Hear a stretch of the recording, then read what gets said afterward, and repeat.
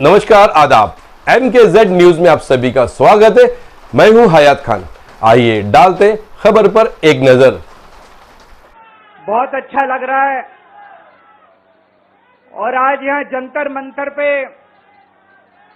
पुराने दिन याद आ गए।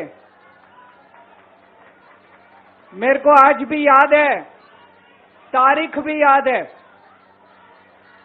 4 अप्रैल 2011 का दिन था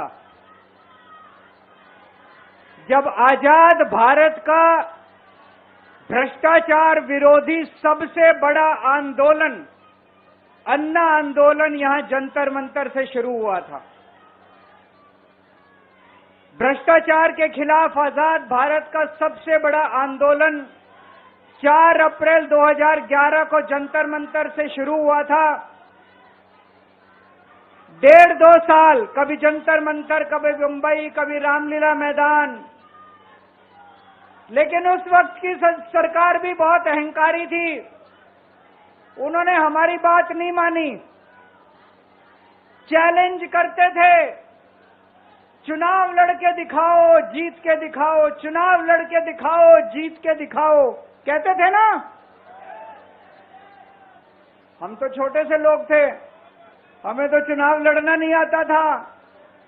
और चुनाव लड़ने के लिए पैसा चाहिए, गुंडे चाहिए, आदमी चाहिए।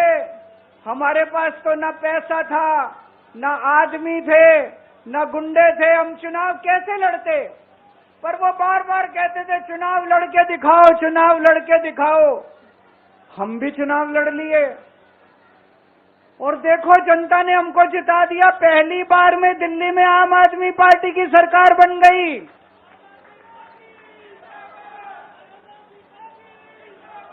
देश के अंदर हमने 2013 में चुनाव हुए थे, देश के अंदर साबित कर दिया ईमानदारी से चुनाव लड़े भी जा सकते हैं और ईमानदारी से चुनाव जीते भी जा सकते हैं। जब हम चुनाव लड़े थे उन दिनों में तो ये कहते थे सारे पार्टी वाले, अरे इनकी तो जमानत जब्त होएगी, केजरीवाल की जमानत बच जाए चाहे। पहली बार में सरकार बन गई थी दिल्ली के अंदर हमारी 49 दिन की सरकार।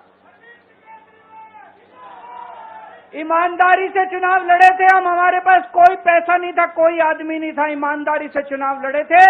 देश में साबित कर दिया कि ईमानदारी से चुनाव लड़े जा सकते हैं।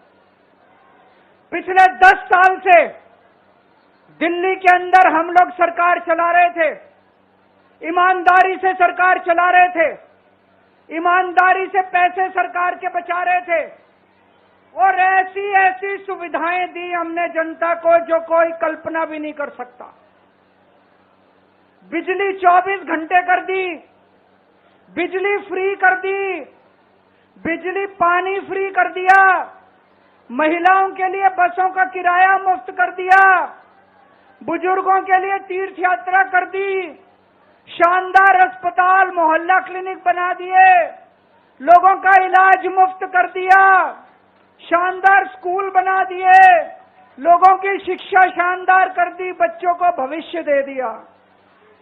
10 साल ईमानदारी से काम किया। मोदी जी को लगने लगा कि अगर इनसे जीतना है तो इनकी ईमानदारी पे चोट करो, इनको बेईमान साबित करो। तो प्रधानमंत्री जी ने एक षड्यंत्र रचा। उन्होंने षड्यंत्र रचा, केजरीवाल को बेईमान साबित करो, मनीष सिसोदिया को बेईमान साबित करो, आम आदमी पार्टी को बेईमान साबित करो। और षड्यंत्र रच के इन्होंने हमारे सारे बड़े बड़े नेताओं को एक एक करके जेल में डाल दिया। दोस्तों, अब हम जेल से बाहर आ गए और जेल से बाहर आने के बाद मैंने इस्तीफा दे दिया। आपके मन में ये चल रहा होगा कि केजरीवाल ने इस्तीफा क्यों दिया। मैंने इस्तीफा इसलिए दिया क्योंकि मैं ये सब करने के लिए, गंद करने के लिए नहीं आया था। मैं भ्रष्टाचार करने के लिए नहीं आया था। मैं सत्ता का लालच, सत्ता की भूख नहीं है मेरे को सीएम की कुर्सी की भूख नहीं है। मैं पैसे कमाने नहीं आया। पैसे कमाने होते इनकम टैक्स कमिश्नर की नौकरी करता था, उस नौकरी में जितने करोड़ों रुपए चाहता मैं कमा सकता था। पैसे नहीं कमाने, देश के लिए आए थे, भारत माता के लिए आए थे, देश की राजनीति बदलने के लिए आए थे। दोस्तों,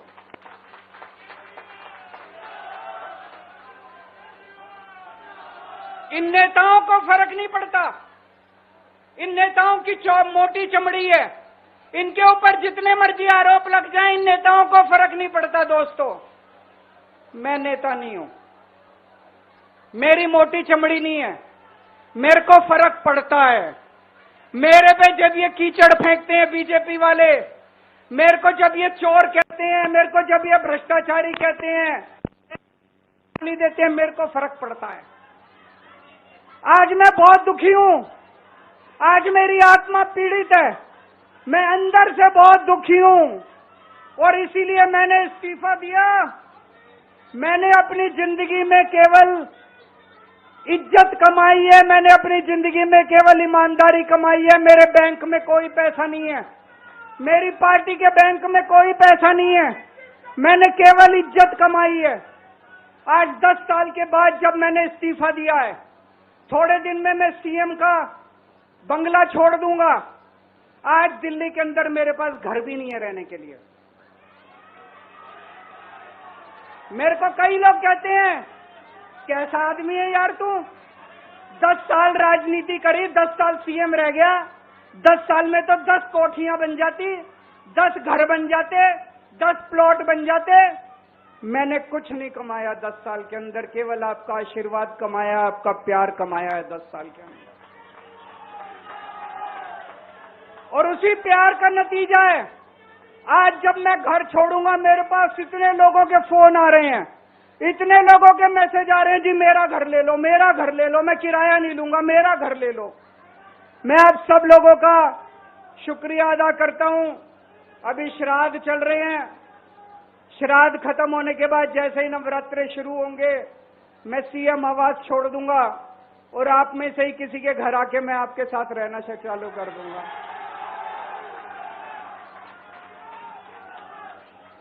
इन्होंने, मोदी जी ने हमारे ऊपर सबसे कठोर कानून लगाया, इस देश का ईडी का कानून, पीएमएलए।